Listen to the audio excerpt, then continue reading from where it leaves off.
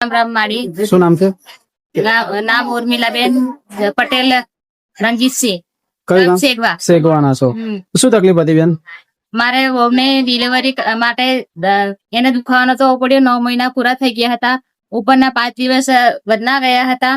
પછી ડોક્ટર એવું કીધું કે તમે એ દાખલ થઈ ગયો. હા. પછી દાખલ થયા પછી એને દુખાવાનો તો પડ્યો. પછી મેં રામમાળીની મારા ઘરેથી મેં માનતા રામમાળીની માની એટલે નરસણા ધામવાળા રેન્જર મકાડી માની. નરસણા ધામવાળા રામમાળી કે મારે છોકરાની વહુને નોર્મલ ડિલિવરી થવું જોઈએ. બરાબર.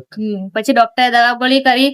પછી દુખાવો પડ્યો અને પછી મેં ફરી પાછું ડોક્ટરે એવું કીધું કે તમારે ઓપરેશન કરવું પડશે એમ. બરાબર છે. પછી મેં રામમાળીને પાછું એવું કીધું કે મારે નોર્મલ ડિલિવરી થવું જોઈએ મારા છોકરાની વહુને. બરાબર. હા. પછી ડોક્ટરે 4 વાગે કીધું કે 5 વાગ્યા સુધી રાહ જોવાની, પછી ઓપરેશન કરવું પડશે એમ.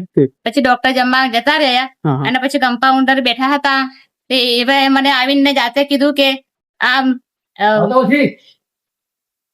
નોર્મલ ડિલિવરી થશે. નોર્મલ ડિલિવરી માડીની માનતા માન્યા પછી તમને માડીની માનતા માની એટલે પછી મને એમની જાતે જ ઉભા થઈને આવ્યા અને કીધું કે આ પેશન્ટ વાળું એમની સાથે કોણ છે? મેં કીધું હું છું, મારા છોકરાની વહુ છે.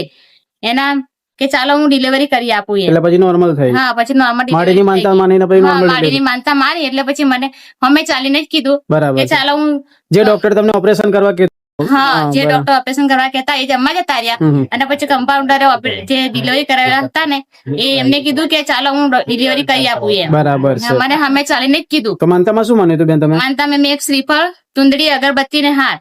તમે માનતા પૂરી કરવા હું એ માનતા પૂરી કરવા આવી મારી. ઠીક છે બેન. રામ રામ. રામ રામ.